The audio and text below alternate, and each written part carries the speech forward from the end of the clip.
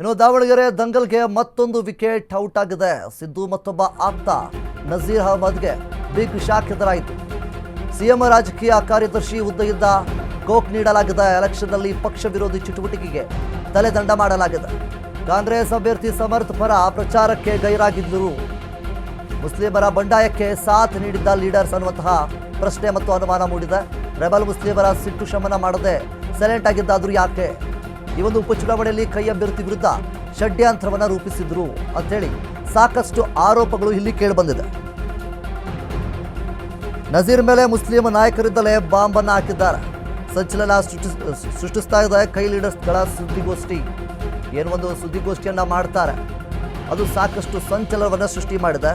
Muslim ನಾಯಕರಿಂದಲೇ ಆರೋಪದ ಹಿನ್ನೆಲೆಯಲ್ಲಿ gate pass ನೀಡಿದ್ದಾರೆ. ಸಿದ್ದರಾಮಯ್ಯ ಮತ್ತೊಬ್ಬ ಆಪ್ತ ನಜೀರ್ಗೆ ಬಿಗ್ ಶಾಕ್ ಎದುರಾಗಿದೆ.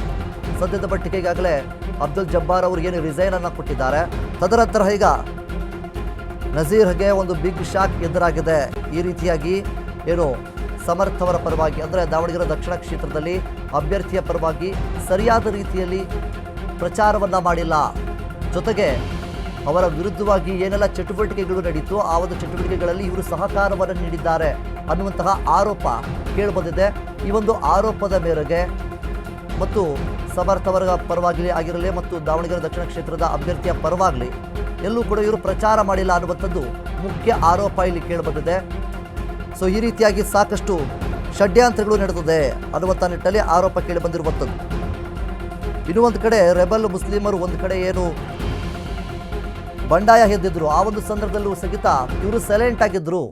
ಬಂಡಾಯ ಶಮನ ಮಾಡುವುದಕ್ಕೆ ಯಾವುದೇ ರೀತಿಯಾಗಿ ಪ್ರಯತ್ನವನ್ನು ಮಾಡಲಿಲ್ಲ ಅನ್ನುವಂಥ ನಿಟ್ಟಿನಲ್ಲಿ ಆ ಒಂದು ಆರೋಪಗಳು ಕೂಡ ಇಲ್ಲಿ ಕೇಳಿಬಂದಿದೆ.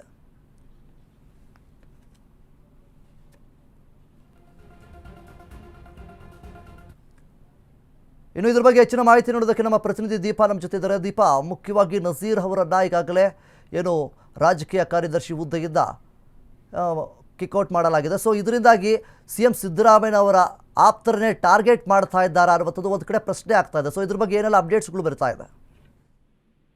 ವಿನೋದ್, ಸಹಜವಾಗಿ ಏನು ಸಿಎಂ ಸಿದ್ದರಾಮಯ್ಯ ಅವರ ಟೀಮಲ್ಲಿ ಗುರುತಿಸ್ಕೊಂಡವರೇ ಇಲ್ಲಿ ಟಾರ್ಗೆಟ್ ಆದಂತಹ ಸಂದರ್ಭದಲ್ಲೇ ಈ ವಿಚಾರ ಪ್ರಸ್ತಾಪ ಆಗಿತ್ತು, ಅಂದ್ರೆ ಚರ್ಚೆಗೆ ಬಂದಿತ್ತು. ಪ್ರಮುಖವಾಗಿ ಯಾರು ನಾಯಕತ್ವ ವಿಚಾರವನ್ನ ಹೆಚ್ಚಾಗಿ ಮಾತನಾಡ್ತಾ ಇದ್ರು ಅಂತವರನ್ನೇ ಟಾರ್ಗೆಟ್ ಮಾಡ್ತಿದ್ದಾರಾ ಅನ್ನುವಂತಹದ್ದು ರಾಜಕೀಯ ಪಡಸಾಲೆಯಲ್ಲಿ ಕೇಳಿ ಬಂದಂತಹ ಮಾತು. ಆದ್ರೆ ಇದೀಗ ಅದು ನಿಜವಾ ಅನ್ನುವಂತಹ ಒಂದು ಪ್ರಶ್ನಾರ್ಥಕ ಚಿಹ್ನೆ ಮೂಡುವಂತೆ ಮಾಡ್ತಾ ಇರುವಂತದ್ದು ಇಬ್ಬರ ತಲೆದಂಡ ಆಗಿರುವಂತಹ ವಿಚಾರವಾಗಿ. ಯಾಕಂದ್ರೆ ಸಹಜವಾಗಿ ಜಮೀರ್ ಅಹಮದ್ ಅವರು ಸಿಎಂ ಸಿದ್ದರಾಮಯ್ಯ ತೀರಾ ಆಪ್ತ ವಲಯದಲ್ಲಿ ಗುರುತಿಸ್ಕೊಂಡವರು. ಜಮೀರ್ ಜೊತೆಗೆ ನಜೀರ್ ಅಹಮದ್ ಆಗಿರ್ಬೋದು, ಅಬ್ದುಲ್ ಜಬ್ಬಾರ್ ಆಗಿರ್ಬೋದು, ಹಿಂದೆ ಇದ್ದಂತಹ ನಾಯಕರು. ಹಾಗಾಗಿ ಅವರಿಬ್ಬರ ರಾಜೀನಾಮೆ ಅಥವಾ ಅವರ ಹುದ್ದೆಯನ್ನ ಹಿಂಪಡೆಯುವಂತಹದ್ದೇನಿದೆ ಅದೆಲ್ಲವೂ ಕೂಡ ಸಿಎಂ ಸಿದ್ದರಾಮಯ್ಯ ಟೀಮ್ಗೆ ದೊಡ್ಡ ಮಟ್ಟಿನ ಹೊಡೆತ ಅಂದ್ರೆ ತಪ್ಪಾಗ್ಲಿಕ್ಕಿಲ್ಲ. ಹಿಂದೆ ರಾಜಣ್ಣ ಅವರನ್ನು ಕೂಡ ಇದೇ ರೀತಿ ಕಿಕ್ಔಟ್ ಮಾಡಿದಂತಹ ಸಂದರ್ಭದಲ್ಲೂ ಕೂಡ ಈ ರೀತಿಯಾದಂತಹ ವಿಚಾರಗಳು ಪ್ರಸ್ತಾಪ ಆಗಿತ್ತು. ಆದ್ರೆ ಅದೀಗ ಇವರ ವಿಚಾರದಲ್ಲಿ ಮುಂದುವರೆದಿರೋದನ್ನ ನೋಡ್ತಾ ಹೋದ್ರೆ ಇದು ಸಹಜವಾಗಿ ಮೇಲ್ನೋಟಕ್ಕೆ ಅವರ ಟೀಮ್ ನ ಟಾರ್ಗೆಟ್ ಮಾಡ್ತಿರೋದು ನಿಜ ಅನ್ನುವಂತಹದ್ದು ಕೂಡ ಸ್ಪಷ್ಟ ಆದಂಗೆ ಆಗ್ತಿದೆ. Vinod, okay, thank you Deepa.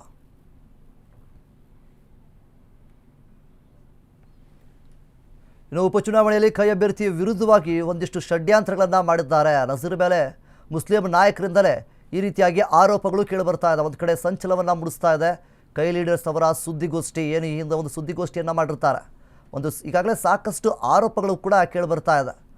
ಅದು ಮುಖ್ಯವಾಗಿ ಸಿಎಂ ಆಪ್ತರ ವಲಯದಲ್ಲಿ ಆಗಿರ್ಬೋದು. ಅವರ ಆಪ್ತರು ಯಾರ್ಯಾರೆಲ್ಲ ಇದ್ದಾರೆ, ಈಗಾಗಲೇ ಅಬ್ದುಲ್ ಜಬ್ಬಾರ್ ಅವರು ಒಂದು ಕಡೆ ರಿಸೈನನ್ನು ಕೂಡ ಮಾಡಿದ್ರು. ಈಗ ನಜೀರ್ ಅವರ ಮೇಲೆ ಸಾಕಷ್ಟು ಆರೋಪಗಳು ಸಹಿತ ಇಲ್ಲಿ ಕೇಳಿಬರ್ತಾ ಇದೆ.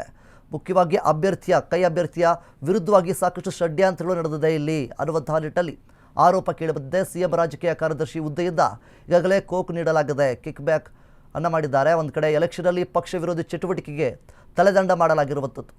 ಸೊ ಮುಖ್ಯವಾಗಿ ಕಾಂಗ್ರೆಸ್ ಅಭ್ಯರ್ಥಿ ಸಮರ್ಥ್ ಪರ ಪ್ರಚಾರಕ್ಕೆ ಇವರು ಗೈರಾಗಿದ್ದರು. ಸೊ ಆ ಒಂದು ಕಾರಣದಿಂದ ಯಾವುದೇ ಒಂದು ಪ್ರಚಾರದಲ್ಲೂ ಸಹಿತ ಇವರು ಭಾಗಿಯಾಗಲಿಲ್ಲ.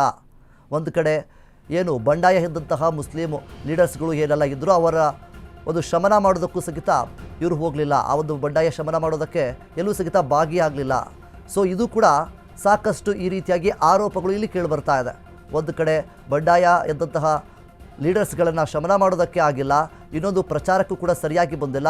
ಇನ್ನು ಕೈ ಅಭ್ಯರ್ಥಿಯ ವಿರುದ್ಧವಾಗಿ ಸಾಕಷ್ಟು ಷಡ್ಯಂತ್ರಗಳು ಮಾಡಿದ್ದಾರೆ ಅನ್ನುವಂತಹ ಆರೋಪಗಳು ಕೂಡ ಇಲ್ಲಿ ಕೇಳಿಬಂದಿದೆ.